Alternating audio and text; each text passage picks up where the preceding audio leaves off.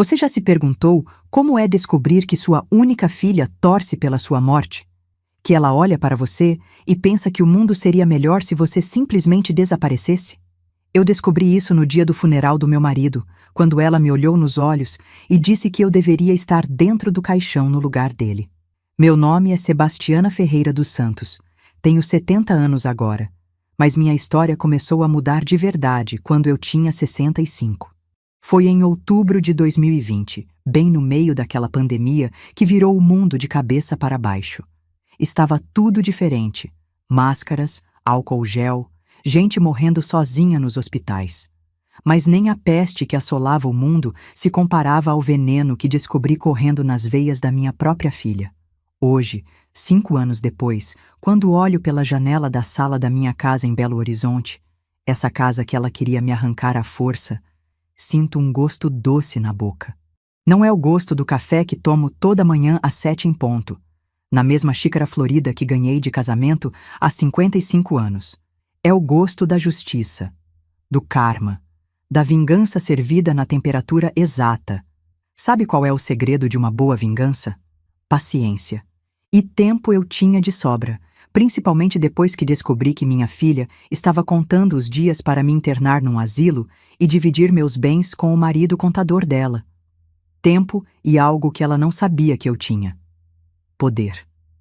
Poder legal, documentado, irrevogável. Mas estou me adiantando. Deixe-me contar desde o começo. Desde aquele dia em que meu mundo desabou para depois se reconstruir de uma forma que eu jamais imaginei possível. O cheiro da terra molhada ainda está na minha memória. Tinha chovido na madrugada anterior ao funeral do Antônio, meu marido de 50 anos. O cemitério Parque da Colina estava encharcado, e eu pisava naquela grama úmida com meus sapatos pretos de verniz, os mesmos que usei no nosso casamento. Tem ironia mais cruel que enterrar o amor da sua vida usando os sapatos da lua de mel? Era outubro de 2020. O mundo estava parado por causa da Covid-19 e mesmo na despedida do meu Antônio, a gente teve que seguir protocolos. Máscara, distanciamento, número limitado de pessoas. Apenas 15 pessoas puderam estar ali. Eu, minha filha Mônica, meu genro Renato, alguns primos distantes, Dr. Milton, nosso advogado, e poucos vizinhos que conseguiram autorização. O padre falava sobre a ressurreição e a vida eterna, mas eu só conseguia pensar no silêncio que ia me esperar em casa. 50 anos acordando ao lado do mesmo homem, 50 anos dividindo o café da manhã, 50 anos construindo uma vida tijolo por tijolo. E agora, nada. Só eu e aquela casa grande demais para uma viúva de 65 anos. Mônica estava ao meu lado, segurando meu braço. Chorava muito, ou pelo menos fazia um grande esforço para parecer que chorava. Renato, seu marido há 15 anos, ficava uns passos atrás, sempre naquela postura profissional dele, como se estivesse numa reunião de trabalho em vez de num funeral. Contador ele era, contador ele parecia em qualquer situação. Mãe, a senhora vai ficar bem, Mônica sussurrava no meu ouvido enquanto desciam o caixão. A gente vai cuidar da senhora. Naquele momento, achei que era consolo, que ela estava sendo filha, me dando suporte na hora mais difícil da minha vida. Como eu estava enganada. Como eu era ingênua, mesmo aos 65 anos, mesmo depois de criar aquela menina sozinha enquanto o pai trabalhava, mesmo depois de 3 décadas costurando para outras famílias para pagar escola particular para ela. A terra caindo sobre o caixão fazia um barulho surdo, abafado. Tamp, tamp, tamp. Cada pasada era como um martelo batendo no meu peito. Mas foi nada comparado ao martelo que viria depois, quando chegássemos em casa. Deixe-me falar da mulher que eu era antes daquele dia. Sebastiana, a costureira do bairro Santa Efigênia. Sebastiana, a esposa dedicada. Sebastiana, a mãe que abriu mão de tudo pelos outros. Sebastiana, a idiota. Casei com o Antônio em 1970. Eu com 20 anos, ele com 22. Ele trabalhava numa fábrica de tecidos, eu costurava para fora. Juntamos nossa renda modesta e compramos um terreno na periferia de Belo Horizonte. Não era nada demais, mas era nosso. Construímos a casa aos poucos, conforme o dinheiro entrava. Primeiro 2 cômodos, depois mais um quarto, depois a área de serviço, depois a sala maior. Em 1977, veio a Mônica, minha única filha, meu único filho. O parto foi difícil, quase morri, e os médicos disseram que não poderia ter mais filhos. Então concentrei todo o meu amor materno naquela menina de olhos grandes e cabelo crespo igual ao meu. Desde pequena, a Mônica era diferente. Não no sentido ruim, pelo menos era o que eu pensava na época. Era uma criança exigente que queria sempre o melhor de tudo. Quando via as bonecas das amigas da escola particular, onde eu me sacrificava para mantê-la, ela chorava até ganhar uma igual ou melhor. Quando queria alguma roupa específica, fazia birra até eu costurar exatamente igual a das colegas.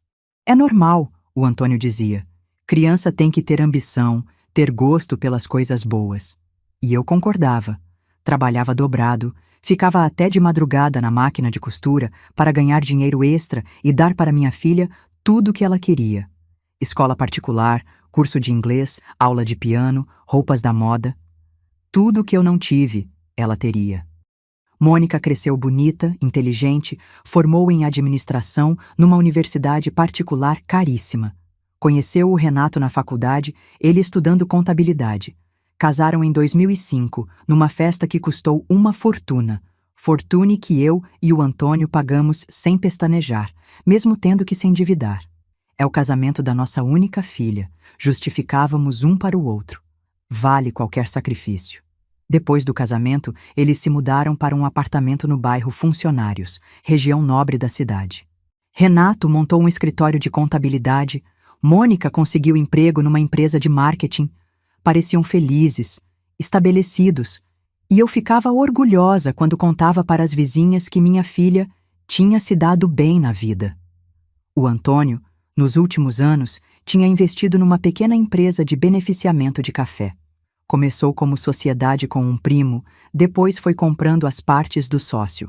Era um negócio que dava certo, principalmente porque ele entendia de café desde os tempos de fábrica. Comprou 2 casas pequenas para alugar, como investimento para nossa velhice. Sebastiana, ele dizia, a gente construiu alguma coisa. Nossa filha não vai ter que costurar para sobreviver igual você teve que fazer. Eu visitava a Mônica todo domingo. Levava comida pronta, doces caseiros, às vezes alguma roupa que eu costurava para ela. Ela sempre recebia bem, mas sempre com pressa. Sempre tinha algum compromisso, algum lugar para ir. Mãe, a senhora não precisava vir toda semana, ela dizia, mas sem carinho. Era mais como se fosse um incômodo. Renato era educado, mas frio. Cumprimentava, perguntava da saúde, mas eu sentia que era protocolo. Nunca me chamou de mãe, sempre Dona Sebastiana. Nunca me abraçou espontaneamente. Nunca demonstrou afeto real. Mas eu interpretava isso como respeito, como educação. Renato é discreto, eu justificava para o Antônio. Nem todo mundo é expansivo igual nossa família. Eles nunca tiveram filhos.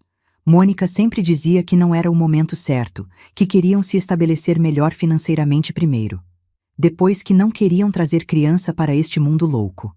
Depois que ela tinha fobia de gravidez. Sempre uma desculpa diferente. Eu morria de vontade de ser avó, mas respeitava a decisão deles. Quando for a hora certa, eles sabem, dizia para as amigas que perguntavam quando ia chegar o netinho. Em 2019, o Antônio começou a passar mal. Problemas no coração.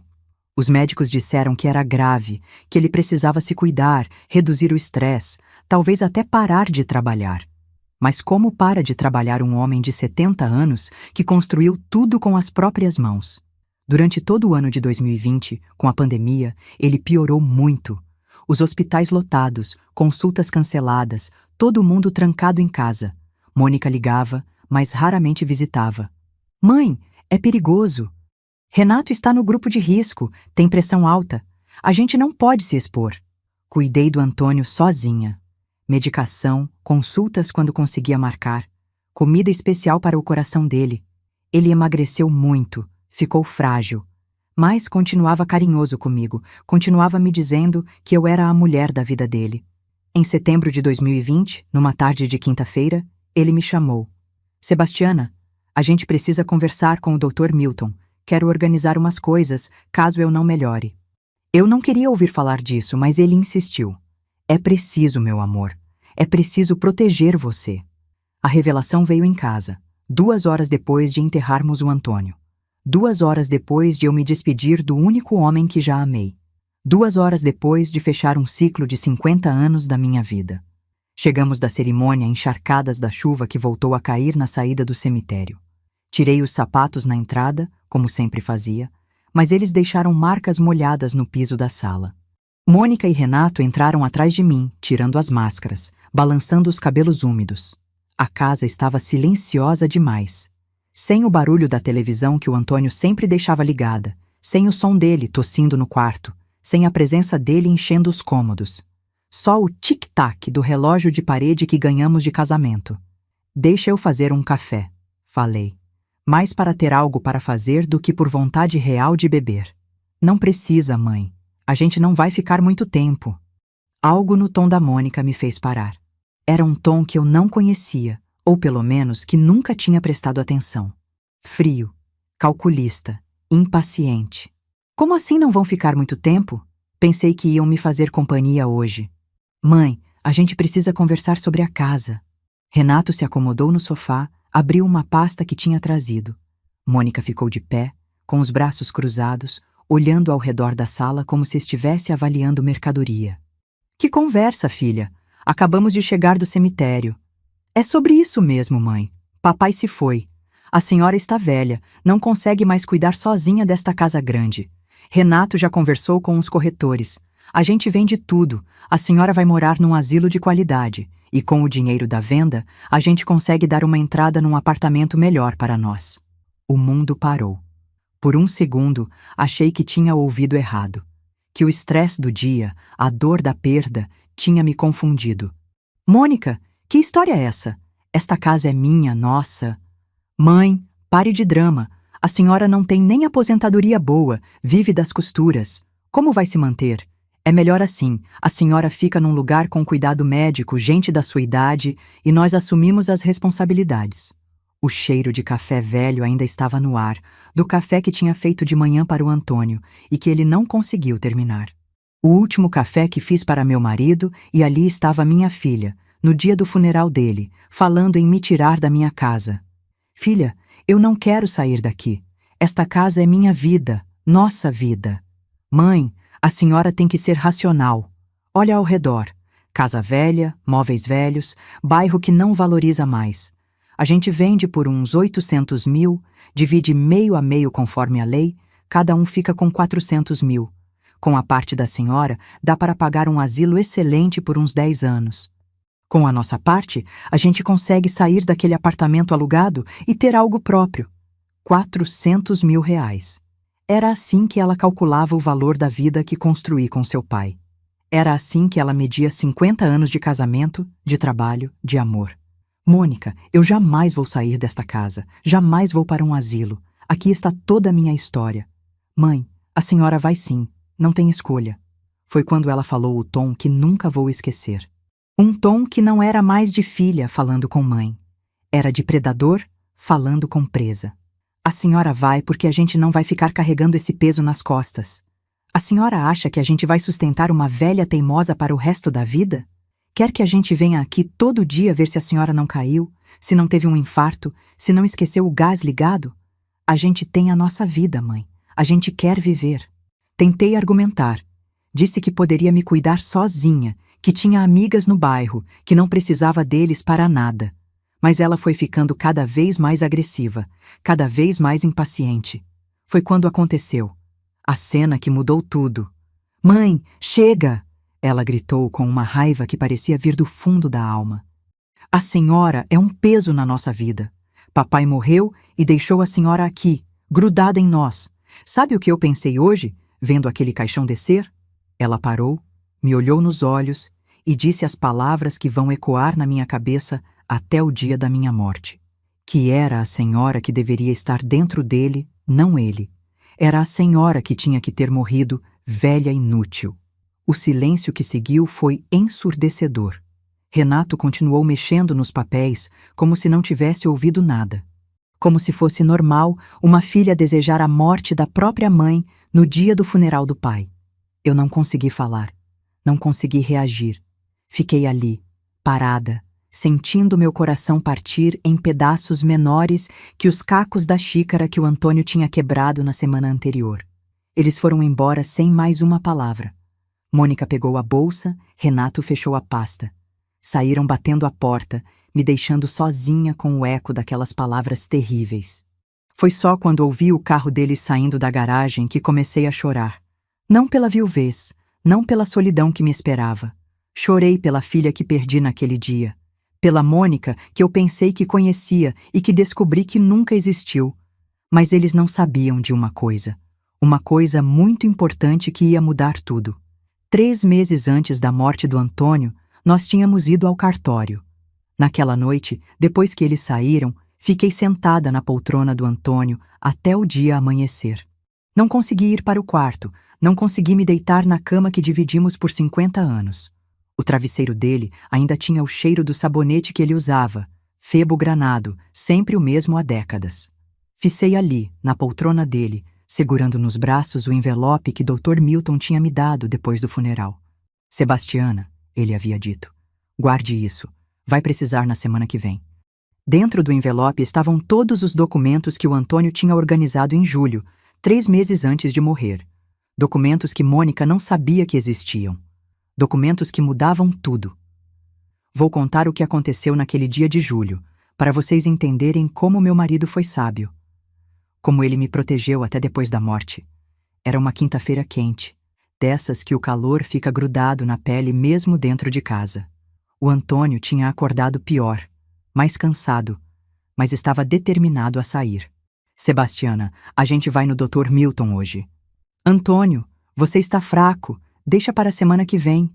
Não, hoje é importante. Dr. Milton Godoy era nosso advogado há mais de 20 anos. Tinha cuidado da papelada da empresa de café, dos contratos de aluguel das 2 casas que tínhamos comprado, de toda a nossa vida burocrática. Era um homem de confiança, desses que ainda existem no interior de Minas, onde a palavra vale mais que qualquer papel. Chegamos no escritório dele no meio da tarde. O Antônio estava usando sua camisa social azul, a mesma que usava quando tinha que resolver assuntos importantes. Eu tinha vestido minha saia preta e blusa branca, roupa de ocasião séria. Dr. Milton, o Antônio começou assim que nos acomodamos. O senhor sabe que minha saúde não está boa. Os médicos foram claros. Meu coração pode parar a qualquer momento. Eu não queria ouvir aquilo, mas ele continuou. Quero organizar tudo de forma que a Sebastiana fique protegida depois que eu partir. E quero ter certeza de que nossa filha não vai dar trabalho para ela. Dr. Milton ajustou os óculos, abriu uma gaveta e tirou alguns papéis. Antônio, vocês têm alguns caminhos. O testamento é um deles, mas não é o mais seguro se vocês suspeitam que pode haver contestação. Que tipo de contestação? Perguntei. Mônica é filha única. Por lei, ela tem direito à legítima, que seria 50% dos bens. Mesmo que vocês façam testamento deixando tudo para Dona Sebastiana, ela pode questionar na justiça. O Antônio se inclinou para a frente. E como a gente contorna isso? Doação em vida. Se vocês fizerem doação em vida de 50% de todos os bens para Dona Sebastiana agora, e depois alterarmos o testamento deixando os outros 50% para ela também, fica blindado. Mônica só vai descobrir na leitura oficial do testamento. Lembro do silêncio que se fez no escritório. Só o barulho do ventilador de teto girando devagar e o som abafado do trânsito na rua. Doutor, falei, isso não é injusto com a Mônica? Ela é nossa única filha. O Antônio me pegou pela mão. Sebastiana, você foi a mulher da minha vida. Tudo que construímos foi junto, tijolo por tijolo, real por real. Você trabalhou tanto quanto eu, se sacrificou mais que eu. Por que nossa filha teria direito a alguma coisa que você ajudou a construir? Doutor. Milton explicou os detalhes técnicos, mas o resumo era simples.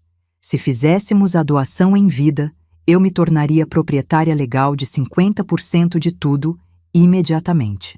Com o testamento complementar, herdaria os outros 50% após a morte dele. Total, 100% de todos os bens. E a casa? Perguntei. A casa, as 2 casas de aluguel, a empresa de café, todas as contas bancárias, tudo, confirmou o Dr. Milton.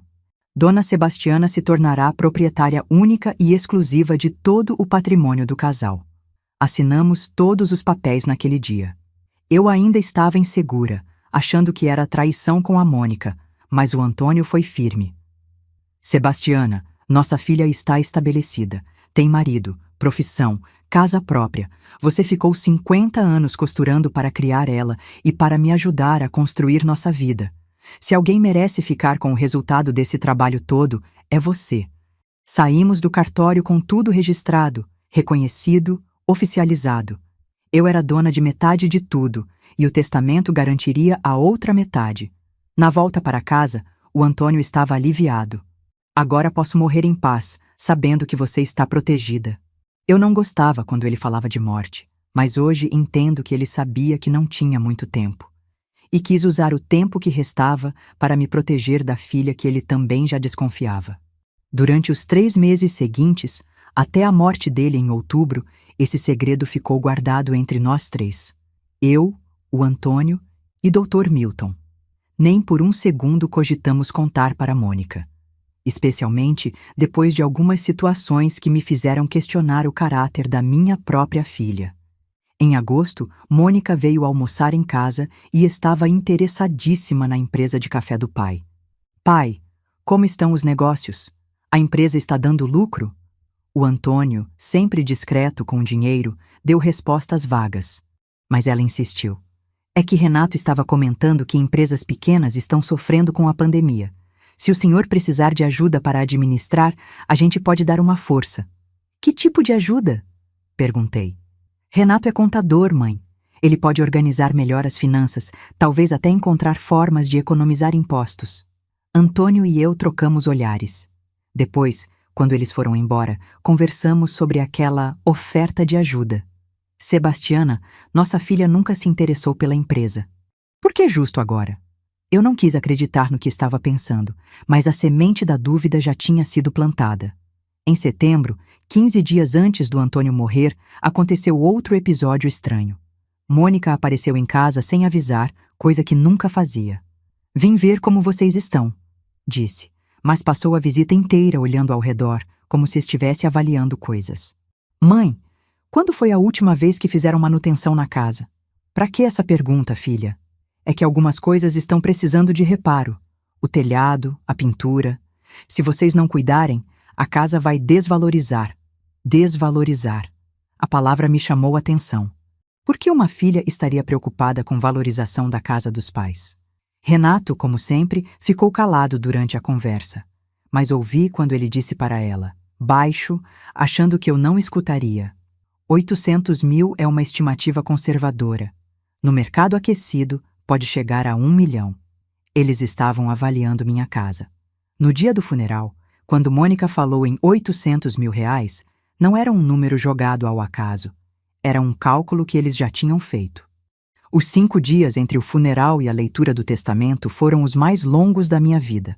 Mônica ligava todos os dias, sempre com o mesmo assunto, o asilo.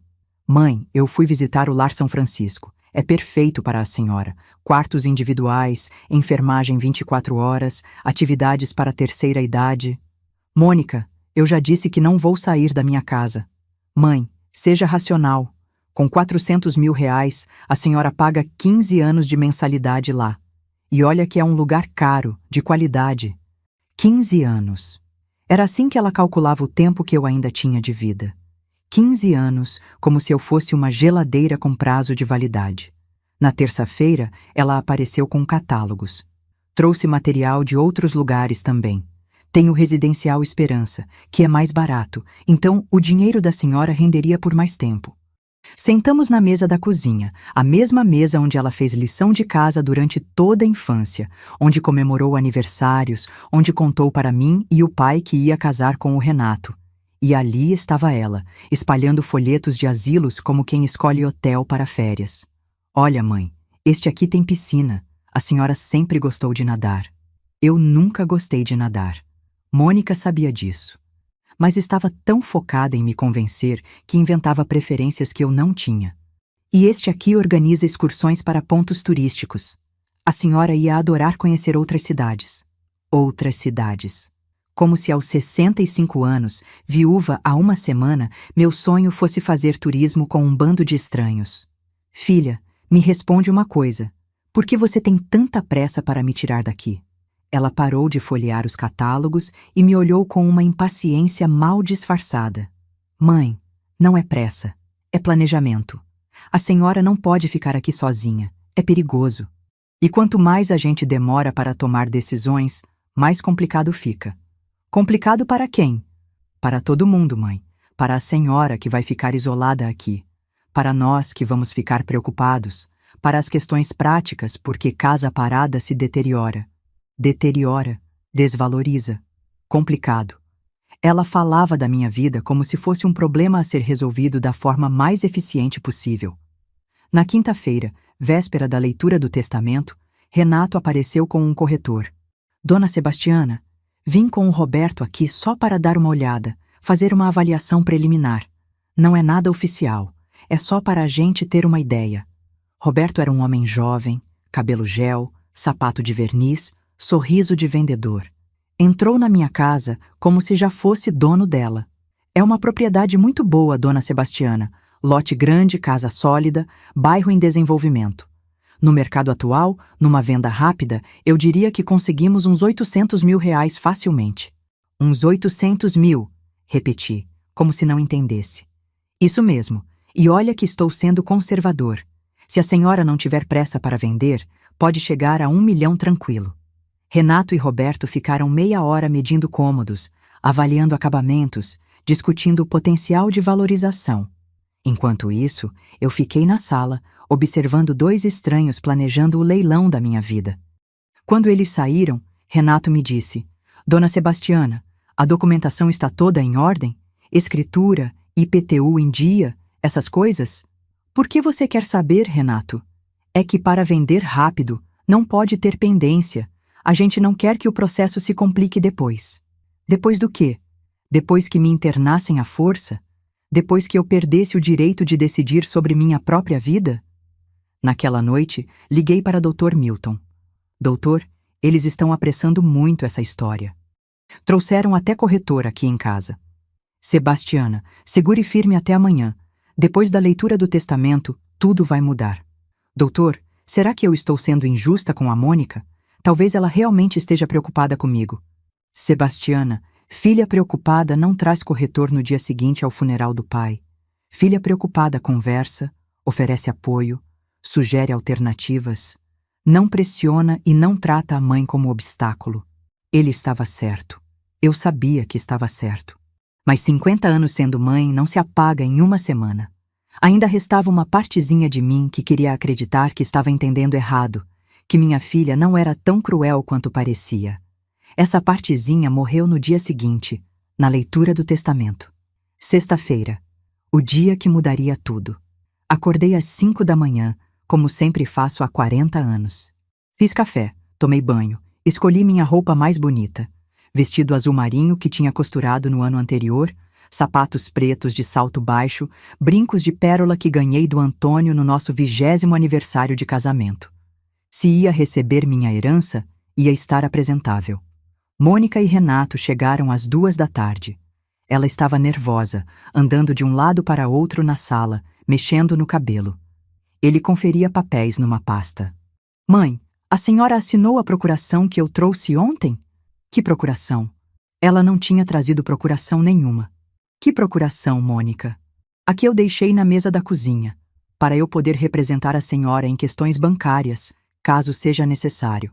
Fui até a cozinha. Sobre a mesa estava um papel que eu não tinha visto antes. Uma procuração em branco, só esperando minha assinatura. Mônica, quando você deixou isso aqui? Ontem, quando saí. É só uma precaução, mãe. Caso a senhora precise de ajuda para movimentar as contas do papai. As contas do papai. Ela ainda não sabia que as contas já eram minhas desde julho. Não vou assinar nada sem conversar com o Dr. Milton primeiro. Mãe, é só uma procuração simples. Não vou assinar. Renato interveio. Dona Sebastiana, é realmente só uma precaução. Às vezes, os bancos complicam para liberar contas de pessoas falecidas. Com a procuração, a gente resolve tudo mais rápido. A gente. Sempre a gente. Como se eu não fosse capaz de resolver minhas próprias questões. Eu disse que não vou assinar. Mônica ficou irritada, mas disfarçou. Tudo bem, mãe. A gente resolve isso depois. Depois do quê? Depois que me internassem e eu não tivesse mais capacidade legal para decidir nada? Saímos para o escritório do Dr. Milton às 3 horas.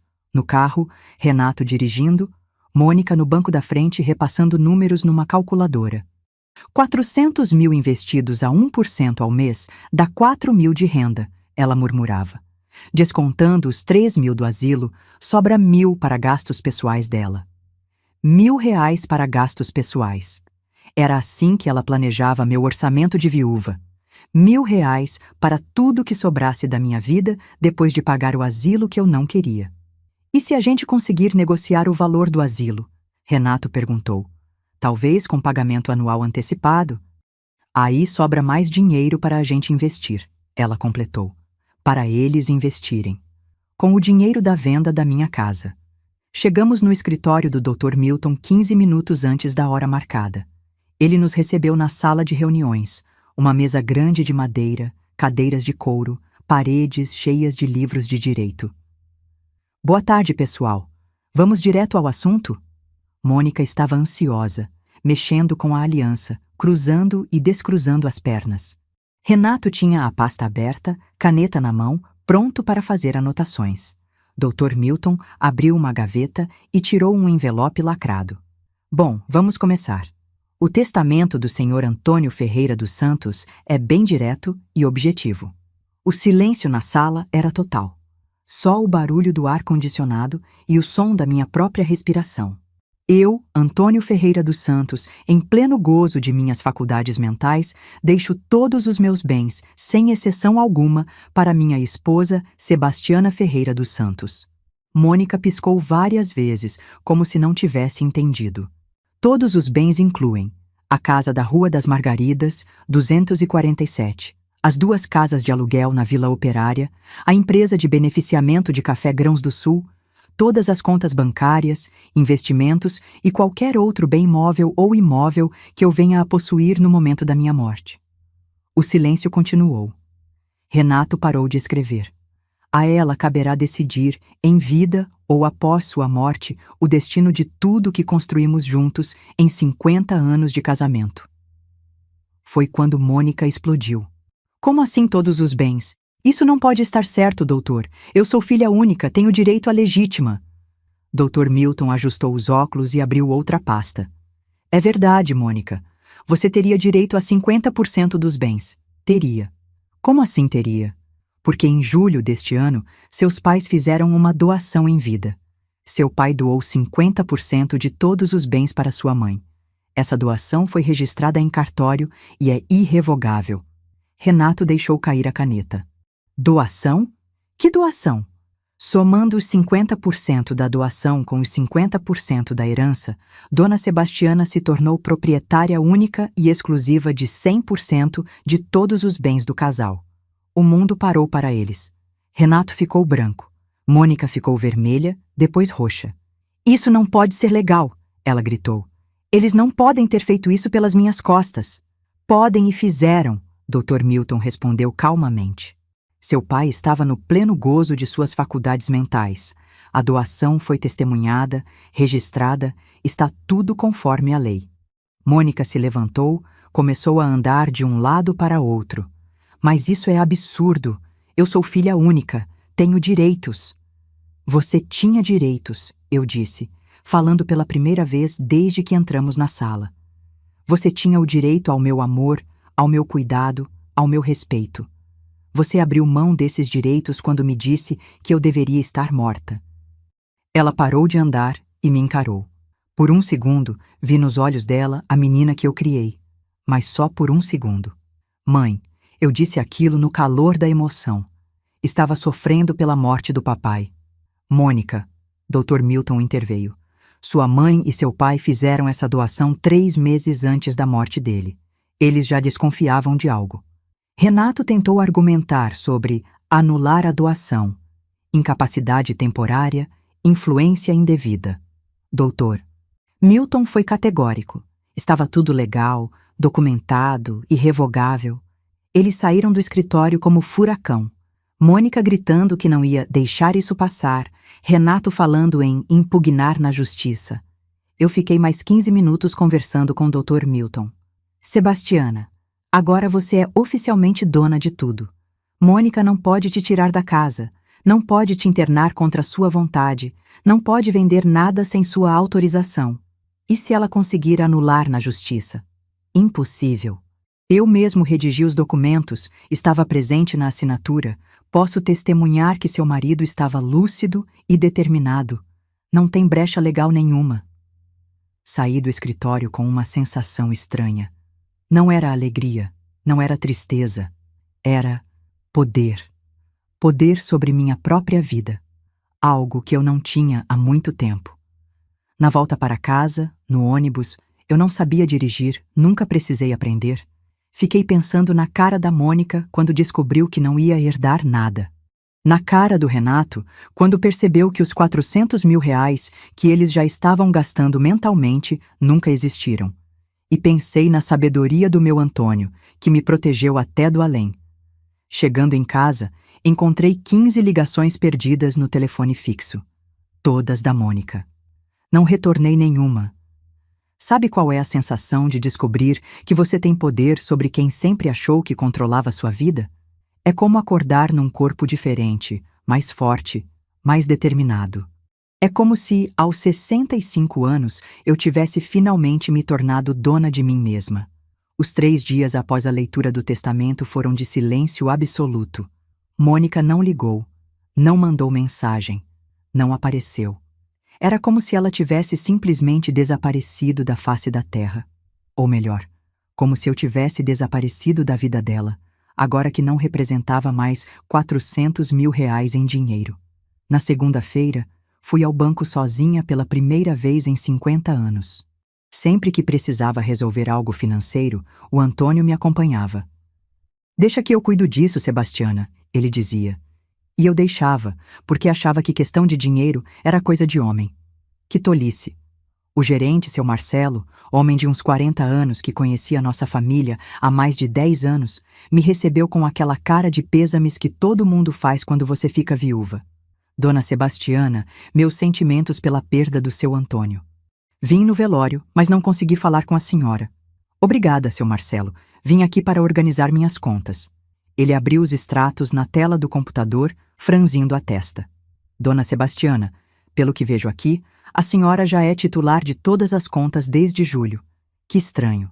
Normalmente isso só acontece após o falecimento. Meu marido organizou tudo antes de morrer. Fez doação em vida. Ah, entendi. Que planejamento exemplar.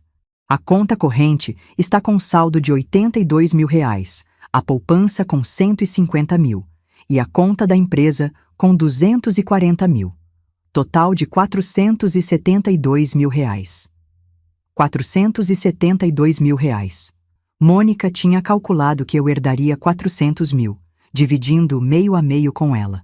Nem sabia que só nas contas bancárias eu tinha quase R$500 mil. Seu Marcelo, quero fazer algumas mudanças.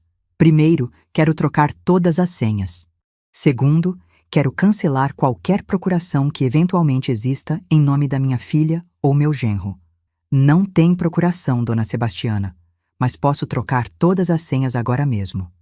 Passamos 1 hora organizando tudo. Senhas novas, cartões novos, tudo no meu nome, tudo sob meu controle. Pela primeira vez na vida, eu era totalmente independente financeiramente. Dona Sebastiana, posso sugerir alguns investimentos? Com esse valor, a senhora pode ter uma renda mensal interessante. Pode sugerir sim, mas nada arriscado. Quero garantia. Saí do banco com a sensação de ter crescido alguns centímetros. Não era só o dinheiro, era a autonomia. Era saber que ninguém poderia mais tomar decisões por mim. Na volta para casa, parei no mercado. Comprei coisas que não comprava há anos por economia. Salmão, queijo importado, vinho do Porto. Se ia viver sozinha, ia viver bem. Foi quando chegava em casa que vi o carro da Mônica parado na frente do portão. Ela estava encostada no carro, de braços cruzados, com uma cara que eu nunca tinha visto. Não era raiva, não era tristeza. Era algo mais perigoso. Era cálculo. Oi, mãe. Oi, Mônica. A gente pode conversar? Abri o portão. Entramos juntas. Ela me ajudou a carregar as sacolas de compras, coisa que não fazia há anos. Mãe, comprou salmão? Que luxo! Tenho direito a alguns luxos, não tenho? Na cozinha, ela me ajudou a guardar as compras.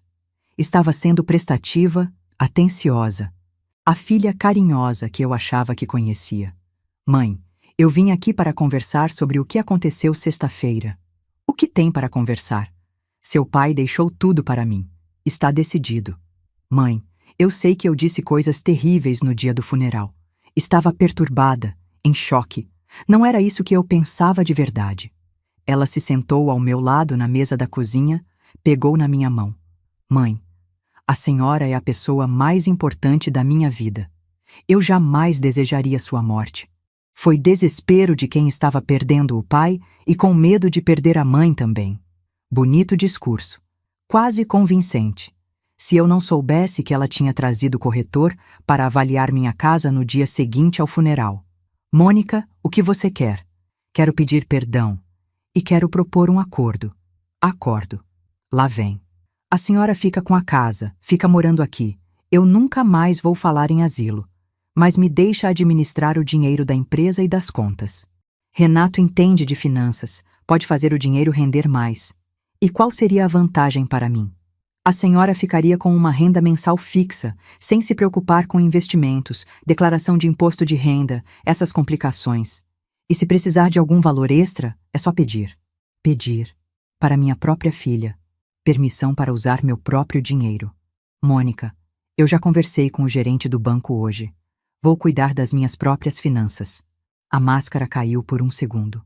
Vi um flash de raiva nos olhos dela antes de ela recompor a expressão. Mãe, a senhora entende de investimentos? Sabe como funciona Tesouro Direto, CDB, fundos de renda fixa? Vou aprender. Mãe, seja racional. O Renato tem curso superior, experiência. Mônica, você sabe quanto eu tenho nas contas bancárias? Claro que sei. Papai sempre foi transparente com as finanças da família. Quanto? Uns 200 mil, 300 mil no máximo. 472 mil reais. Ela ficou em silêncio, processando a informação. Você não sabia, né? Não sabia porque seu pai nunca foi transparente com as finanças da família. Ele era discreto. E agora eu entendo por quê. Mônica ficou mais 15 minutos tentando me convencer a, pelo menos, considerar a proposta dela. Mas eu já tinha tomado minha decisão. Filha, obrigada pela visita, mas quero ficar sozinha agora. Ela saiu sem se despedir. Pela janela da sala, vi quando ela ligou o carro. Estava falando no celular, gesticulando muito. Provavelmente contando para o Renato que o plano A tinha dado errado. Fiz meu salmão no jantar, abri o vinho do Porto, botei música clássica no rádio, jantei sozinha, mas não me senti solitária. Me senti livre. Terça-feira, 7 da manhã. Toque da campainha. Mônica e Renato com cara de quem não dormiu a noite toda. Mãe, trouxe o Renato para conversar com a senhora. Ele tem uma proposta melhor. Deixei eles entrarem, fiz café. Renato estava com uma pasta cheia de papéis, gráficos, calculadora. Dona Sebastiana, eu fiz umas simulações ontem à noite. Com o valor que a senhora tem, dá para montar uma carteira de investimentos que vai gerar uma renda de uns 15 mil reais por mês. 15 mil reais por mês. O triplo da minha aposentadoria de costureira. E qual seria sua participação nisso, Renato? Eu administraria tudo para a senhora. Cobraria apenas uma taxa de administração simbólica, uns 10% do rendimento. 10% de 15 mil reais. 1.500 reais por mês para ele fazer o que eu podia aprender a fazer sozinha. E se os investimentos derem prejuízo? Não vão dar, dona Sebastiana. São investimentos conservadores, seguros. Mas se derem? Renato e Mônica se entreolharam. Bom, dona Sebastiana, investimento sempre tem risco. Ah, entendi. O lucro a gente divide, o prejuízo é só meu. Não é assim, mãe. É assim sim, Mônica. Vocês querem administrar meu dinheiro, ganhar uma comissão, e se der problema, o prejuízo é meu. Renato tentou explicar com gráficos, projeções, simulações. Falou de CDI, IPCA, Selic, um monte de siglas que eu não entendia. Mas entendi o básico. Eles queriam controlar meu dinheiro. Não, obrigada. Mãe, pelo menos pense. Já pensei. Não. Depois que eles saíram, liguei para Dr. Milton. Doutor, eles podem fazer alguma coisa para me tirar o controle do dinheiro? Sebastiana, você está em pleno gozo de suas faculdades mentais. Ninguém pode te tirar nada. E se alegarem que eu estou senil, incapaz? Teriam que provar na justiça. Você está lúcida, autônoma, tomando decisões racionais. Não tem base para isso. Mas essa conversa me deixou pensando. Eles eram capazes de tentar me declarar incapaz? Era capaz de chegarem a esse ponto? Na quarta-feira descobri que sim. Mônica apareceu com uma mulher que se apresentou como doutora Patrícia, assistente social da prefeitura. Dona Sebastiana, recebemos uma denúncia anônima de que a senhora está sendo negligenciada pela família, que está morando sozinha em condições inadequadas. Negligenciada? Condições inadequadas? A senhora se importa se eu der uma olhada na casa? Doutora Patrícia examinou cada cômodo, verificou a geladeira, os medicamentos, a limpeza. Mônica acompanhava tudo, apontando coisas. Mãe, a senhora viu que a torneira da pia está pingando? E aquela mancha de umidade na parede do quarto? A casa está em perfeitas condições, doutora Patrícia concluiu. Dona Sebastiana parece lúcida, autônoma, capaz de cuidar de si mesma. Depois que elas saíram, confrontei Mônica. Foi você quem fez a denúncia, não foi? Que denúncia, mãe? Mônica, não me trate como idiota. Você denunciou que eu estava sendo negligenciada para ver se conseguiam me declarar incapaz. Mãe, que paranoia é essa? Sai da minha casa, agora. Mãe, agora, Mônica. E não volte até eu autorizar. Ela saiu bufando, batendo a porta. Mas a mensagem estava clara. Se eu não colaborasse com os planos deles, eles iam usar outros métodos. Quinta-feira foi dia de outra surpresa. Dr. Milton me ligou. Sebastiana, o advogado da Mônica me procurou. Querem contestar a doação que você e o Antônio fizeram. Com que base? Alegam que o Antônio estava com as faculdades mentais comprometidas quando assinou, que você exerceu influência indevida sobre ele. Influência indevida. 50 anos de casamento. E eu exerci influência indevida para ele me deixar nossos próprios bens. Doutor, eles têm chance de ganhar? Nenhuma. Eu tenho gravação do dia em que vocês vieram aqui. Seu marido estava lúcido, determinado, explicou claramente os motivos da decisão. Gravação? Sempre gravo testamentos e doações importantes, justamente para evitar contestações posteriores. Tenho 40 minutos de gravação do seu Antônio explicando por que queria deixar tudo para você. Era como se o Antônio estivesse me protegendo do além. Mais uma vez. Na sexta-feira, uma semana após a leitura do testamento, Mônica mandou uma mensagem no WhatsApp. Mãe, a gente pode conversar? Tenho uma proposta final. Proposta final. Como se fosse um ultimato, respondi. Pode vir. Mas venha sozinha. Mônica chegou no sábado à tarde. Estava diferente. Cabelo preso, pouca maquiagem, roupa simples. Como se tivesse voltado a ser a menina que eu criei. Mãe, posso preparar um café para nós? Pode. Ela foi para a cozinha. Conhecia cada detalhe da casa. Voltou com 2 xícaras de café e um prato de biscoitos. Mãe, eu pensei muito esta semana. Sobre tudo o que aconteceu. Sobre as coisas que eu disse. Sentou ao meu lado no sofá, como fazia quando era criança e queria alguma coisa. Eu errei, mãe. Errei muito. Estava pensando só no dinheiro. Não estava pensando na senhora como pessoa. Continue. A senhora tem razão de não confiar em mim. Eu provei que não mereço confiança. Mas quero uma chance de reconquistar isso. Ela tirou um envelope da bolsa. Fiz um documento abdicando de qualquer direito sobre a herança. Reconheço que papai e a senhora agiram corretamente, que tudo é da senhora por direito. Abri o envelope. Era realmente uma declaração de renúncia com reconhecimento de firma. Por que você fez isso? Porque percebi que estava perdendo a única coisa que realmente importa: minha mãe. Lágrimas nos olhos, voz embargada. Se eu não soubesse o que sabia, estaria comovida. Mônica, o que você realmente quer? Quero que as coisas voltem ao normal entre nós. Quero vir aqui aos domingos, como sempre fiz. Quero cuidar da senhora quando ficar mais velha. Quero ser sua filha de novo. E o Renato? Ele também está arrependido? O Renato...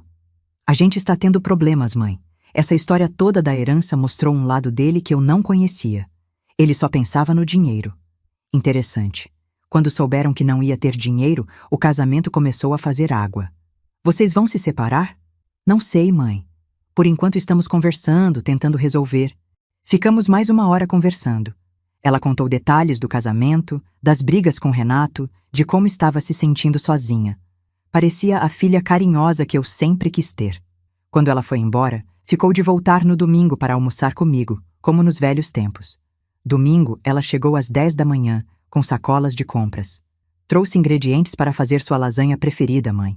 Passamos a manhã cozinhando juntas. Era como se os últimos 15 dias não tivessem acontecido. Mônica contava histórias engraçadas do trabalho, me perguntava sobre os vizinhos, demonstrava interesse genuíno pela minha vida. Durante o almoço, ela fez uma pergunta que me chamou a atenção. Mãe, a senhora já pensou em viajar? Conhecer outros lugares? Por que a pergunta? Ah, sei lá. A senhora passou a vida toda cuidando de casa, do papai, de mim. Agora que está sozinha com condições financeiras, podia se dar alguns prazeres. Que tipo de prazeres? Uma viagem para a praia, uma estadia numa fazenda-hotel, sei lá. A senhora merece. Era uma conversa normal, mas alguma coisa me incomodava. Por que ela estava me incentivando a viajar? À tarde, quando ela estava lavando a louça, aproveitei que ela deixou a bolsa na sala e dei uma olhada. Dentro da bolsa, além das coisas normais, tinha um cartão de visitas. João Carlos Pereira, cuidador de idosos, acompanhamento em domicílio e viagens. Cuidador de idosos. Por que minha filha estava andando com cartão de cuidador de idosos? Quando ela voltou da cozinha, confrontei. Mônica, por que você tem esse cartão? Ela olhou para o cartão, depois para mim. A máscara começou a escorregar de novo. Ah, isso. É que pensei que talvez a senhora quisesse companhia para viajar. Mônica, me diga a verdade. Ela suspirou, se sentou na poltrona em frente ao sofá. Tá bem, mãe. Vou ser sincera. Estou preocupada com a senhora morando sozinha. Não é que eu queira te internar, mas acho que a senhora precisa de algum acompanhamento. Que tipo de acompanhamento? Alguém que venha aqui algumas vezes por semana, que ajude com as compras, limpeza pesada, essas coisas, e que possa acompanhar a senhora se quiser viajar. E quem pagaria esse cuidador? A senhora mesmo, ué, com a renda dos investimentos. Lá estava de novo. Os investimentos, o controle do dinheiro. Mônica, quanto custaria esse cuidador? Uns 5.000 por mês, em período parcial. Se for integral, uns 8.000. 5.000 reais por mês para ter alguém me vigiando.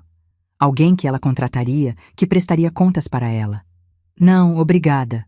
Mãe, pelo menos converse com o João Carlos. Ele é muito profissional, tem ótimas referências. Eu disse não, Mônica. A partir daí, a conversa degringolou. Ela voltou a insistir nos investimentos, no cuidador, na necessidade de planejamento para o futuro. Eu mantive minha posição. Não queria ajuda, não queria cuidador, não queria que ninguém administrasse meu dinheiro. Quando ela foi embora, às 5 da tarde, estava visivelmente frustrada. Mãe, a senhora está sendo teimosa. Vai se arrepender quando precisar de ajuda e não tiver ninguém. Mônica, eu tenho 65 anos. Não 95. Ainda posso tomar minhas próprias decisões. Pode agora. Mas e daqui a 5 anos? 10 anos? E daqui a 5 anos? 10 anos? Era assim que ela pensava, planejando minha incapacidade futura para justificar controle presente. À noite, refleti sobre tudo o que tinha acontecido na última semana. As tentativas de Mônica de recuperar o controle sobre meu dinheiro tinham sido criativas. 1. Primeiro, a oferta de administração financeira. 2. Depois, a denúncia à assistência social. 3. Em seguida, A contestação judicial da herança. 4. Agora, a proposta do cuidador. Todas as estratégias tinham falhado, mas eu sabia que ela não ia desistir. Mônica tinha herdado uma característica do pai: persistência. Quando queria alguma coisa, não parava até conseguir. O problema é que ela também tinha herdado uma característica que o Antônio não tinha: ganância. E pessoas gananciosas são perigosas quando contrariadas. A semana seguinte foi de calmaria suspeita. Mônica não ligou, não apareceu, não mandou mensagem. Era como se tivesse desistido de me convencer. Mas eu conhecia minha filha. Ela não desistia facilmente. Aproveitei esse período para me organizar melhor. Fui ao banco novamente, conversei com o gerente sobre investimentos seguros, abri uma conta digital para facilitar minha vida. Aprendi a usar o internet banking, coisa que o Antônio sempre disse que era muito complicado para a mulher. Que bobagem! Em 3 dias, eu já estava fazendo transferências, pagando contas, verificando saldos. Não precisava de ninguém para me ajudar com essas complicações. Também fui a um curso de informática para a terceira idade na biblioteca do bairro. Queria aprender a usar melhor o computador que tinha ganhado da Mônica no ano anterior e que estava encostado no quarto. Dona Sebastiana, disse a professora, a senhora tem facilidade para aprender. Em 1 mês estará navegando na internet como uma jovem. Navegar na internet. Aos 65 anos, estava descobrindo um mundo novo. Foi navegando na internet que descobri coisas interessantes sobre cuidadores de idosos. Pesquisei o tal João Carlos Pereira, cujo cartão estava na bolsa da Mônica. No site dele, encontrei uma informação reveladora. Serviços especializados em acompanhamento de idosos com patrimônio significativo. Discrição e confidencialidade garantidas. Patrimônio significativo. Discrição e confidencialidade. Por que um cuidador faria questão de mencionar o patrimônio dos clientes? Continuei pesquisando e encontrei relatos preocupantes em fóruns de discussão. Idosos que contrataram cuidadores e depois tiveram problemas com desaparecimento de objetos, movimentações bancárias suspeitas, mudanças de testamentos. Não eram todos os cuidadores, claro, mas alguns se especializavam em explorar idosos vulneráveis. Era isso que Mônica tinha em mente para mim? Contratar alguém que poderia me manipular? Quinta-feira à noite, Dr. Milton me ligou. Sebastiana, preciso te contar uma coisa. O advogado da Mônica me procurou de novo. O que ele queria agora? Queria saber se você tem algum problema de saúde mental, se toma medicação psiquiátrica, se já demonstrou sinais de confusão mental. Meu sangue gelou. Eles querem me declarar incapaz? Parece que sim, mas não se preocupe, não tem base para isso. Você está lúcida, autônoma, tomando decisões racionais. Dr. Milton, o que eu preciso fazer para me proteger? Continue vivendo normalmente, tomando decisões sensatas, mantendo sua independência. E documente tudo, consultas médicas, exames, atividades que demonstrem que você está bem. Desliguei o telefone com uma sensação ruim no peito. Minha própria filha estava tentando me declarar louca para poder controlar meus bens. Sexta-feira de manhã, marquei consulta com meu médico, Dr. Henrique, que me acompanha há 15 anos. Dr. Henrique, preciso de um atestado de sanidade mental. Para que, dona Sebastiana? Contei toda a história. Ele ficou indignado. Dona Sebastiana, isso é absurdo. A senhora está perfeitamente lúcida. Vou fazer todos os exames necessários para comprovar sua capacidade mental. Fiz teste de memória, teste cognitivo, questionário psicológico. Todos os resultados normais para minha idade. Dona Sebastiana, a senhora tem a sanidade mental de uma pessoa 20 anos mais nova. Vou redigir um laudo detalhado. Sábado de manhã, Mônica apareceu sem avisar. Não era mais a filha carinhosa da semana anterior. Estava nervosa, agressiva. Mãe, soube que a senhora foi ao médico. Está se sentindo mal?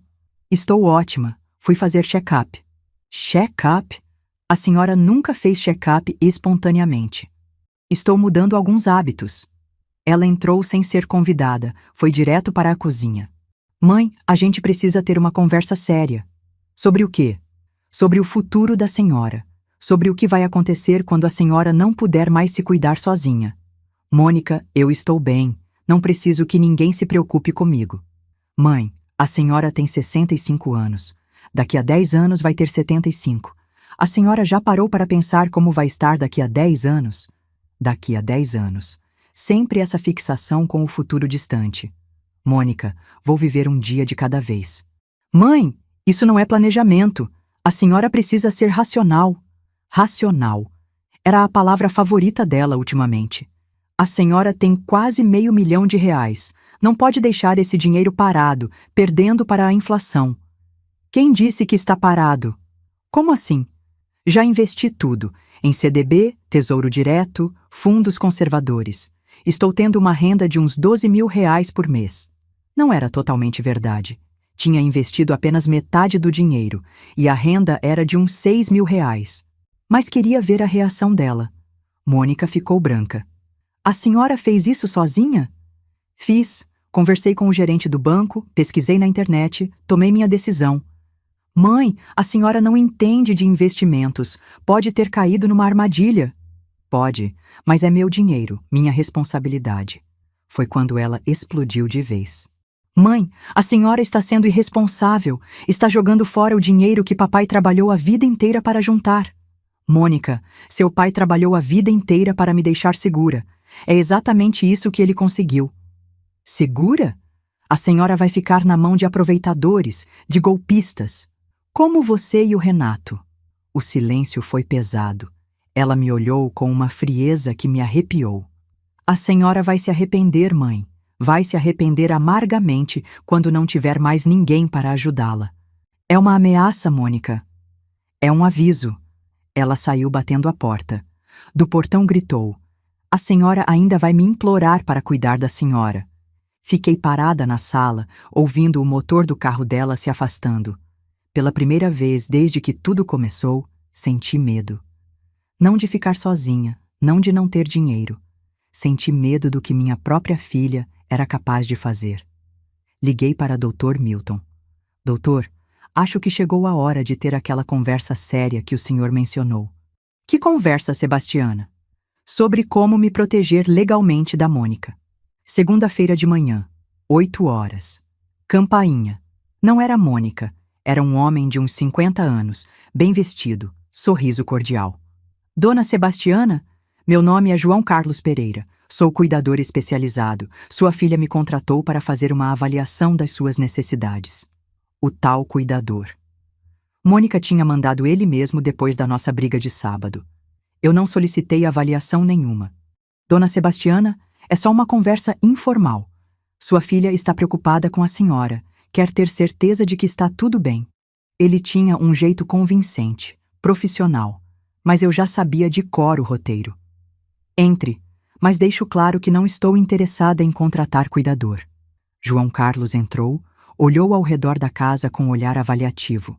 Não estava vendo uma casa, estava vendo oportunidade. A senhora mora sozinha desde quando? 2 semanas. E está se sentindo segura? Não tem medo de passar mal e não ter ninguém para ajudar? Tenho vizinhos, tenho telefone, tenho saúde boa. Claro, claro, mas às vezes acidentes acontecem. Uma queda no banheiro, um mal-estar na cozinha. Ele passou 1 hora tentando me convencer de que eu precisava de acompanhamento preventivo. Falou de casos de outros clientes, de situações de emergência, de tranquilidade para a família. Dona Sebastiana, posso fazer uma proposta? Que tal começarmos com apenas 2 vezes por semana? Só para a senhora se acostumar, ver como funciona? Quanto custaria? Pela minha experiência com a senhora, diria que R$2 mil por mês seria suficiente inicialmente. R$2 mil. Menos do que Mônica tinha dito. Ela tinha mentido sobre o preço também. E esse valor seria pago como? Ah, isso a gente resolve depois. Transferência bancária, depósito, como for mais conveniente para a senhora. Como for mais conveniente. Ou seja, como fosse mais conveniente para ele ter acesso às minhas contas. Obrigada, João Carlos. Vou pensar. Dona Sebastiana, posso deixar um relatório para a senhora avaliar? É um documento que preparo para todos os clientes, mostrando os serviços que posso oferecer. Ele tirou da pasta um papel detalhado.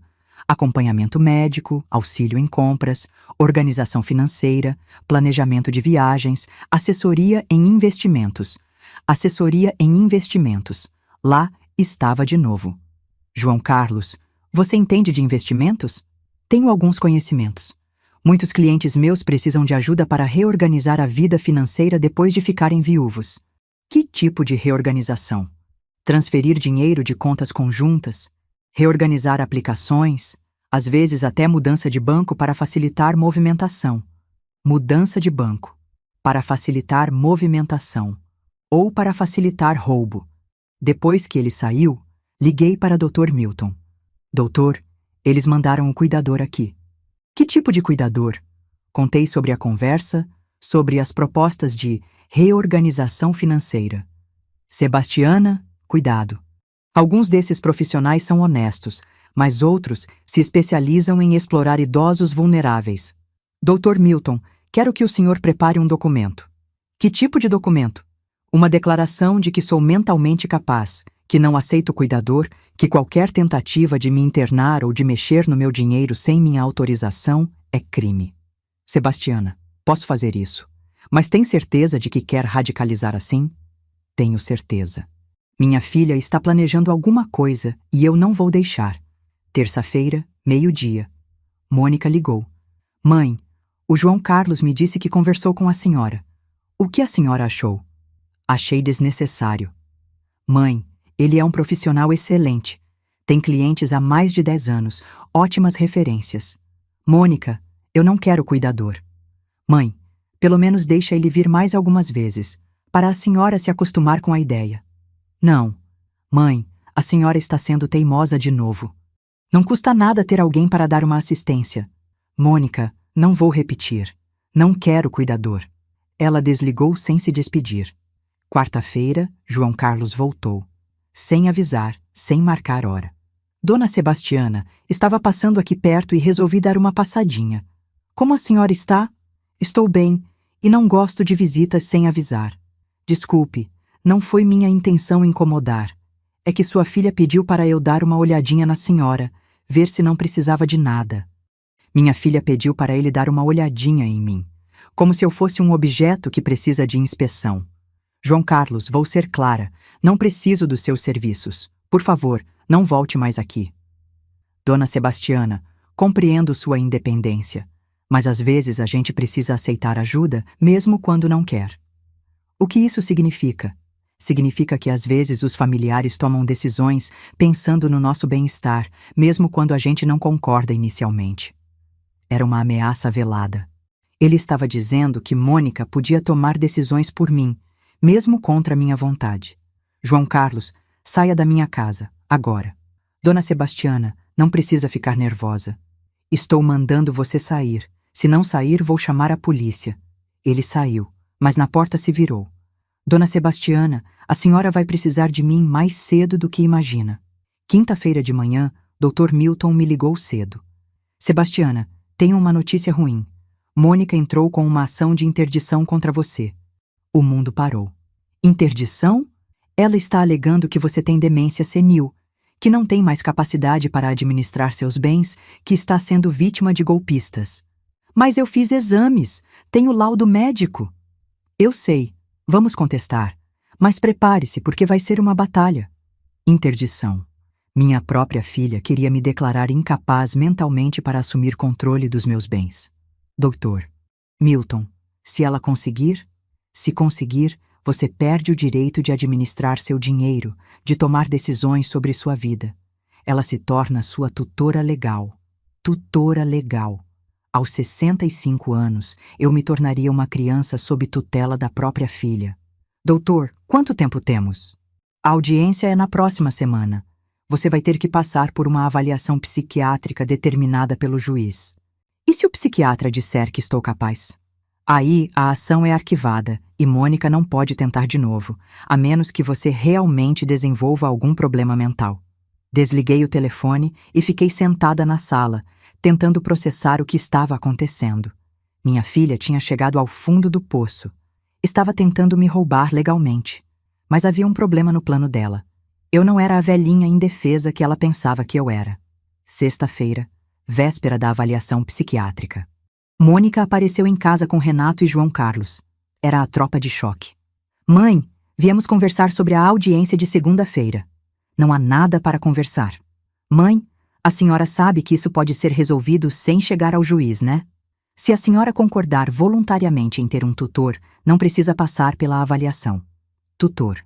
Ela nem disfarçava mais. E quem seria esse tutor? Eu. É lógico. Sou sua única filha. E quais seriam as minhas obrigações? Renato abriu uma pasta e tirou alguns papéis. Dona Sebastiana, seria bem simples. A senhora continuaria morando aqui, mas eu administraria suas finanças. Todo mês, a senhora receberia uma mesada para gastos pessoais. Uma mesada. Como se eu fosse uma criança. De quanto seria essa mesada? Uns R$ 2.000 por mês. É mais que suficiente para uma pessoa da sua idade. R$ 2.000. De um patrimônio que rendia 12.000 por mês. E os outros 10.000? Ficariam investidos para garantir o futuro da senhora. Que futuro? E se eu quiser comprar alguma coisa mais cara? Aí a senhora pediria autorização. Se fosse algo necessário, a gente autorizaria. Pedir autorização. Para gastar meu próprio dinheiro. E se eu não aceitar esse acordo? João Carlos se manifestou pela primeira vez. Dona Sebastiana, na avaliação de segunda-feira, o psiquiatra vai analisar seu comportamento, suas decisões recentes. Se ele perceber que a senhora está tomando decisões irracionais. Que decisões irracionais? Recusar ajuda quando precisa, fazer investimentos sem conhecimento técnico, afastar família que só quer ajudar. Tudo o que eu tinha feito seria usado como prova de demência. Minha independência seria interpretada como irracionalidade. E se o psiquiatra disser que estou sã? Mônica e Renato se entreolharam. Mãe, a senhora sabe que existem diferentes tipos de psiquiatras, né? Alguns são mais compreensivos com a situação das famílias. Diferentes tipos de psiquiatras, alguns mais compreensivos. Eles tinham um psiquiatra no bolso. Mônica, você está me ameaçando? Mãe, não é ameaça, é realidade. A senhora está sozinha, sem ninguém para protegê-la. Por que não aceita nossa ajuda? Porque vocês não querem me ajudar, vocês querem meu dinheiro. Mãe, que acusação é essa? É a verdade, Mônica. Desde o dia do funeral do seu pai, vocês só pensam em como dividir meus bens. Mãe, a senhora está delirando. Delirando? Vocês trouxeram corretor para avaliar minha casa no dia seguinte ao funeral. Isso foi para proteger a senhora? Proteger? Vocês queriam me internar num asilo para vender minha casa. João Carlos tentou intervir. Dona Sebastiana, vamos nos acalmar. Você cala a boca. Você é pago para me vigiar e roubar. Mãe! Mônica gritou. A senhora não pode falar assim com as pessoas. Posso sim. Esta é minha casa. Vocês entraram aqui sem ser convidados. Foi quando aconteceu o momento decisivo. Mônica perdeu completamente a compostura. Chega, mãe. A senhora vai aceitar nossa ajuda, querendo ou não. Segunda-feira, depois da avaliação, a senhora vai perder o direito de tomar suas próprias decisões. É mesmo? E quem vai me obrigar? A justiça, mãe. O juiz vai declarar a senhora incapaz e eu vou me tornar sua tutora. E você acha que eu vou aceitar isso calada?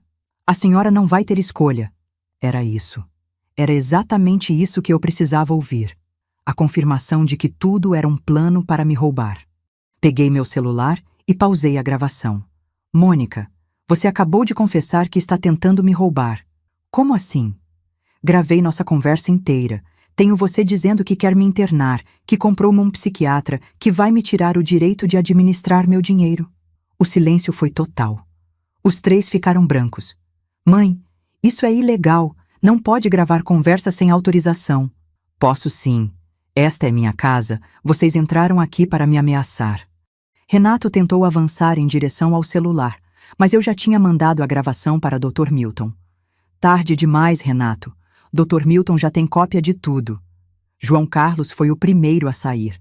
Saiu correndo, literalmente. Renato saiu logo atrás. Mônica ficou parada na sala, me olhando com um ódio que eu nunca tinha visto. A senhora vai se arrepender disso, mãe. Vou me arrepender de me defender da minha própria filha? A senhora vai ficar sozinha.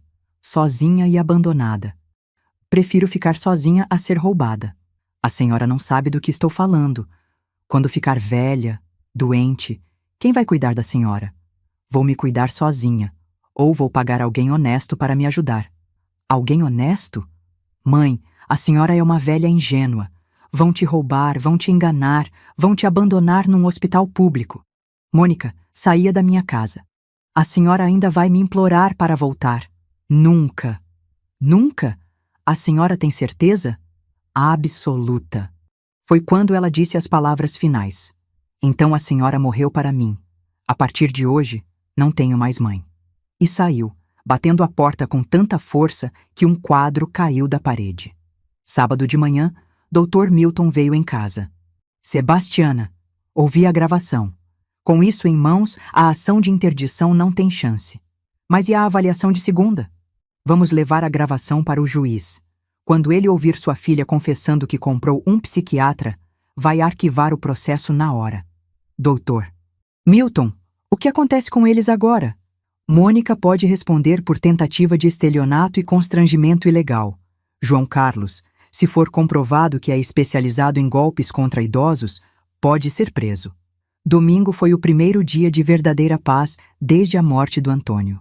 Acordei cedo, fiz meu café, sentei na varanda para ver o movimento da rua. Crianças brincando, vizinhos conversando, vida normal acontecendo. Dona Maria, minha vizinha há 20 anos, apareceu no portão. Sebastiana, você está bem? Vi muita movimentação aqui essa semana. Estou bem, Dona Maria. Só resolvendo uns problemas de família. Se precisar de alguma coisa, é só chamar. A gente se conhece há tanto tempo. Vizinhos. Amigos de verdade. Era isso que eu tinha. Não precisava de tutores interesseiros. Segunda-feira, 9 horas da manhã. Fórum. Eu, Dr. Milton, Mônica, Renato e o advogado deles. O juiz, Dr. Marcos, homem sério de uns 60 anos, nos recebeu numa sala pequena. Bom, estamos aqui para avaliar o pedido de interdição da senhora Sebastiana. Antes de começarmos a avaliação, gostaria de ouvir as partes. Dr. Milton se levantou. Meritíssimo, antes de qualquer avaliação, gostaria de apresentar uma prova que muda completamente o contexto desta ação. Ele entregou ao juiz uma transcrição da gravação e um pendrive com o áudio. Esta gravação foi feita na sexta-feira passada, na residência da requerida, quando os requerentes foram lá tentar forçá-la a aceitar um tutor. O juiz colocou o fone de ouvido e ficou 15 minutos ouvindo a gravação. A expressão dele foi mudando gradualmente. Quando terminou, olhou para Mônica e Renato com uma cara que nunca vou esquecer. Senhora Mônica, o que ouvi nesta gravação é extremamente grave. A senhora confessa que tem um psiquiatra compreensivo que quer assumir o controle dos bens da sua mãe, que considera legítimo interná-la contra a vontade. Mônica tentou se explicar. Meritíssimo, era só preocupação com minha mãe. Preocupação? A senhora disse textualmente que sua mãe vai perder o direito de tomar suas próprias decisões e que não vai ter escolha. Isso não é preocupação, é coação. O advogado deles tentou argumentar que a gravação era ilegal, mas o juiz foi claro. Gravação feita na própria residência para se defender de ameaças é perfeitamente legal. Dona Sebastiana, o juiz se dirigiu a mim. A senhora gostaria de falar alguma coisa? Sim, meritíssimo. Quero deixar claro que estou em pleno gozo das minhas faculdades mentais, que não aceito tutor ou cuidador, e que qualquer tentativa de mexer no meu dinheiro ou na minha vida sem minha autorização deve ser tratada como crime. A senhora tem atestado médico? Dr. Milton entregou o laudo do Dr. Henrique. O juiz leu rapidamente. Perfeito. Dona Sebastiana, seus exames mostram capacidade mental normal para sua idade. E considerando o contexto revelado pela gravação, arquivarei esta ação imediatamente. Ele se virou para Mônica. Senhora Mônica, vou oficiar ao Ministério Público para que investigue possível tentativa de estelionato e constrangimento ilegal. A senhora pode responder criminalmente por isso. Saímos do fórum com a vitória completa. Mônica nem olhou na minha direção. Na calçada, Dr. Milton me deu um abraço. Sebastiana, você está livre. livre de qualquer tentativa de controle, de qualquer ameaça. Dr. Milton, minha filha pode tentar alguma coisa de novo? Pode. Mas agora ela tem uma investigação criminal nas costas, e você tem uma gravação que prova as intenções dela. Voltei para casa de táxi.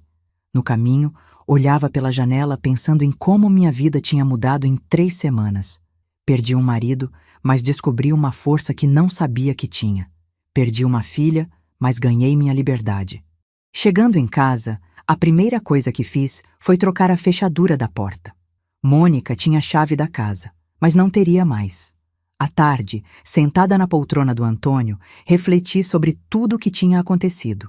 Minha filha tinha tentado me roubar, me internar, me declarar louca. E tinha falhado em tudo. Não era tristeza que eu sentia, era alívio. Alívio de ter descoberto a verdade antes que fosse tarde demais. O telefone tocou. Era um número que eu não conhecia. Alô? Mãe, sou eu, Mônica. Ligando de outro telefone. O que você quer? Quero pedir perdão. Eu errei muito. Deixei a ganância falar mais alto que o amor. Mônica, você tentou me roubar, tentou me declarar louca. Eu sei, mãe, mas estou arrependida. Posso ir aí para conversarmos? Não. Mãe, por favor. Mônica, você disse sexta-feira que eu morri para você. Pois bem, você também morreu para mim. E desliguei. Pronto. Estava encerrado. Agora era só viver minha vida. Hoje completam 5 anos desde que descobri quem minha filha realmente era. 5 anos desde que o Antônio morreu e me deixou não apenas uma herança em dinheiro, mas uma lição que vale mais que qualquer patrimônio. A importância de nos protegermos até mesmo daqueles que mais amamos. Estou aqui na mesma poltrona onde ele costumava sentar para assistir o Jornal das 8, tomando meu café matinal na mesma xícara florida de sempre. A diferença é que agora, aos 70 anos, sou uma mulher completamente diferente daquela que chorou no cemitério naquela tarde de outubro de 2020. O cheiro do café ainda me lembra dele todas as manhãs. Mas não é mais uma lembrança que me traz apenas saudade. É uma lembrança que me traz gratidão. Gratidão por ter sido casada com um homem que me amou o suficiente para me proteger até do além. Que teve a sabedoria de perceber o que eu, cega pelo amor materno, não conseguia enxergar. Antônio conhecia nossa filha melhor do que eu. Nestes 5 anos, muita coisa mudou na minha vida. A casa continua a mesma, mas eu não. Aprendi a dirigir aos 66 anos. Imaginem só. Eu, que sempre dependia do Antônio ou do ônibus, agora tenho meu próprio carro. Um Corolla 2022, prata, automático, com ar-condicionado. Nada de luxo exagerado, mas é meu, pago com meu dinheiro, escolhido por mim. Aprendi informática como tinha planejado. Hoje navego na internet como qualquer jovem. Faço minhas operações bancárias online, até compro pela internet às vezes. Quem diria que uma costureira aposentada descobriria Amazon e Mercado Livre aos 65 anos? Viajei também. Coisa que nunca fiz com o Antônio porque ele não gostava de sair de casa. Fui para Campos do Jordão no inverno, conheci as praias do sul da Bahia, fiz um cruzeiro pelo Nordeste. Sempre sozinha, sempre independente. E descobri que gosto da minha própria companhia. Fiz amigos novos. No curso de informática, conheci Dona Helena, viúva igual a mim, que se tornou minha companheira de viagens. Conheci seu Geraldo, viúvo de 72 anos, que me convida para dançar nas festas da terceira idade toda semana. Não é romance, pelo menos ainda não, mas é companhia boa, conversa agradável. Minha vida social hoje é mais ativa do que foi nos últimos 20 anos do meu casamento.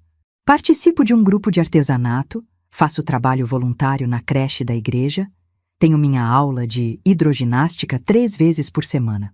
Aos 70 anos, estou mais disposta que muita gente de 50. E meu patrimônio? Bem, Mônica não fazia ideia do que estava tentando roubar. Nos últimos 5 anos, com uma gestão financeira cuidadosa e conservadora, consegui multiplicar por 3 o que herdei do Antônio.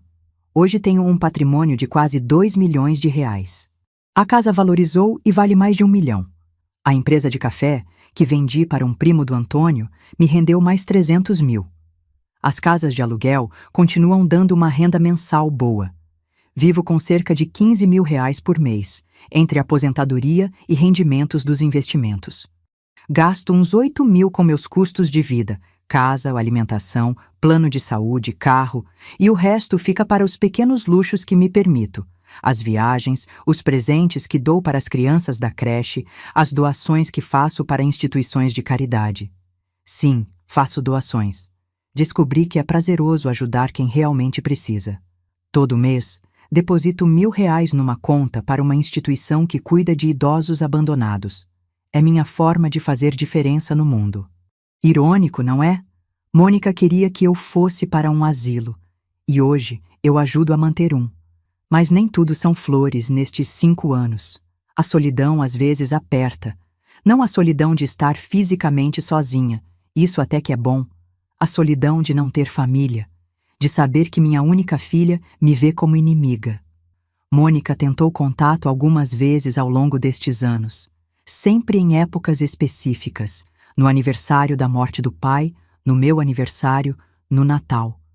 Ligações rápidas, mensagens curtas no WhatsApp. Sempre pedindo uma chance de conversar, sempre alegando estar arrependida. Nunca atendi, nunca respondi. Porque aprendi uma coisa importante nesta jornada. Algumas pontes, quando queimadas, não devem ser reconstruídas. Algumas pessoas, quando mostram quem realmente são, devemos acreditar nelas na primeira vez. Mônica me mostrou que era capaz de desejar minha morte para ficar com meu dinheiro. Mostrou que era capaz de tentar me declarar louca para me roubar. Mostrou que era capaz de conspirar com estranhos para me explorar. Não há arrependimento que apague isso. Por outro lado, estes 5 anos me ensinaram que família não é só sangue. Família é quem cuida, quem respeita, quem ama sem interesse. Dona Helena é mais família para mim hoje do que Mônica jamais foi. Seu Geraldo demonstra mais carinho em uma tarde de conversa do que minha filha demonstrou em 43 anos. As crianças da creche onde faço trabalho voluntário me chamam de Vovó Sebastiana e correm para me abraçar quando chego. Elas não sabem que tenho dinheiro, não sabem que tenho patrimônio. Gostam de mim porque conto histórias bonitas, porque levo doces caseiros, porque escuto suas pequenas tristezas e alegrias. É isso que é família de verdade. Minha saúde continua boa. Faço check-up a cada 6 meses, tomo meus remédios da pressão, nada demais para minha idade. Mantenho a casa em ordem, dirijo com segurança. Não preciso de cuidador, não preciso de tutor, não preciso que ninguém tome decisões por mim. Exatamente como planejei há 5 anos. Às vezes, quando estou na varanda no final da tarde, vendo o movimento da rua, lembro da cara de Mônica quando descobriu que não herdaria nada. A decepção, a raiva, o desespero. E confesso que sinto uma satisfação pequena, mas real. É cruel? Talvez. Mas é humano. Ela plantou ganância e colheu frustração. Plantou desrespeito e colheu rejeição.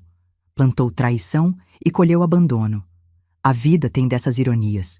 Semana passada, aconteceu algo que me fez refletir sobre toda essa história. Estava na fila do banco quando ouvi uma conversa entre 2 mulheres atrás de mim. Minha mãe está ficando teimosa, dizia uma delas.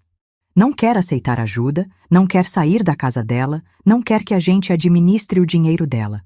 A minha também, respondeu a outra. 68 anos e acha que ainda pode tomar todas as decisões sozinha. 68 anos.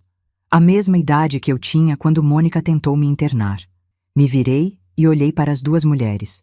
Tinham uns 40 e poucos anos, aparência de classe média, expressão de quem está lidando com um problema. Com licença, eu disse. Não pude deixar de ouvir a conversa de vocês. Elas ficaram um pouco constrangidas, mas continuaram.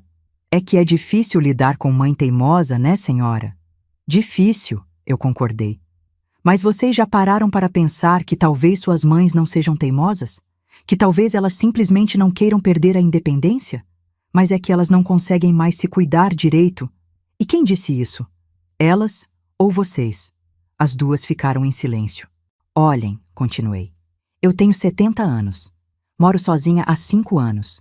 Dirijo, Viajo, administro meu dinheiro, tomo minhas decisões. Vocês acham que não sou capaz disso? Não, senhora. Claro que a senhora é capaz. Então, por que suas mães, com 68 anos, não seriam? Saí do banco sem esperar resposta, mas deixei elas pensando. E isso me trouxe de volta a uma reflexão que faço sempre. Quantas Sebastianas existem por aí? Quantas mulheres de 60, 70 anos estão sendo pressionadas por filhos que querem ajudar? Quantas estão sendo convencidas de que são incapazes, teimosas, problemáticas? Quantas não têm um Antônio que as protegeu com uma herança blindada? Essa é a mensagem que quero deixar para quem está me ouvindo. Não aceitem. Não aceitem que decidam por vocês. Não aceitem que administrem sua vida. Não aceitem que digam que vocês são velhos demais para serem independentes. Aos 70 anos, não sou velha demais para nada. Sou experiente o suficiente para tudo. Aprendi a dirigir, aprendi informática, aprendi a investir meu dinheiro, aprendi a viajar sozinha. Aprendi que independência não tem prazo de validade. Mas aprendi também algo mais sombrio, que devemos nos proteger até mesmo de quem amamos. Que amor incondicional só funciona quando é recíproco. Que família interesseira é pior que solidão verdadeira. Minha filha me ensinou isso da pior forma possível. Para as Mônicas que estão me ouvindo, tenho um recado. Suas mães não são ATM que parou de funcionar. Não são problema a ser resolvido. Não são peso a ser carregado. Suas mães são mulheres que viveram décadas, que criaram filhos, que construíram patrimônio, que acumularam sabedoria. Respeitá-las não é favor, é obrigação. E se vocês não conseguem amar sem interesse, pelo menos não odeiem com ganância. Para as filhas que realmente amam suas mães, que se preocupam genuinamente, o cuidado verdadeiro não diminui a dignidade de quem é cuidado. Não pressiona, não ameaça, não manipula. O cuidado verdadeiro oferece suporte, não controle.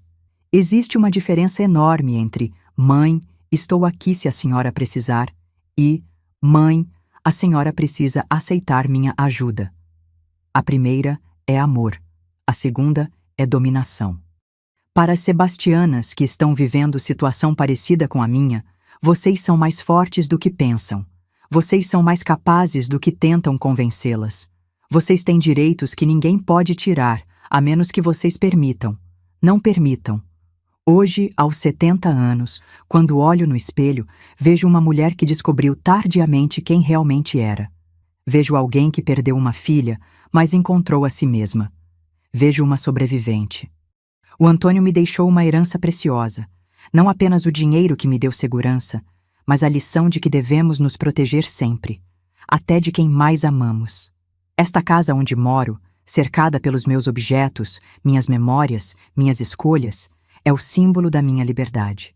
Cada cômodo que mantenho em ordem, cada conta que pago em dia, cada decisão que tomo sozinha é uma prova de que sou capaz. A Mônica que me criou morreu no dia do funeral do pai dela, quando descobriu que havia herdado uma mãe independente em vez de uma vítima vulnerável. A Sebastiana, que ela tentou controlar, também morreu naquele dia. Das cinzas dessas duas mulheres nasceu alguém novo, uma mulher livre, consciente, determinada. Uma mulher que aprendeu que a melhor vingança contra quem tenta nos diminuir é simplesmente viver bem. Viver com dignidade, com propósito, com alegria. Não sei quantos anos ainda tenho pela frente. Podem ser 5, podem ser 20. Mas sei que cada dia será vivido nos meus termos, com minhas escolhas, sob meu controle. E quando chegar minha hora de partir, vou partir como a mulher que me tornei, independente, respeitada e em paz comigo mesma. Essa é a herança que vou deixar para o mundo. O exemplo de que nunca é tarde para se reinventar, de que nunca é tarde para ser forte, de que nunca é tarde para escolher quem merece estar na nossa vida. A Mônica queria minha herança. Acabou me dando a maior lição da minha vida. Por isso, de uma forma estranha e perturbadora, sou grata a ela. Às vezes, as pessoas que mais nos machucam são as que mais nos ensinam. E às vezes, perder uma filha gananciosa é o preço que pagamos para encontrar nossa própria dignidade. Foi um preço alto, mas que valeu a pena, porque hoje, aos 70 anos, posso dizer algo que poucas pessoas conseguem dizer. Sou totalmente dona da minha vida. E isso, minha gente, não tem preço.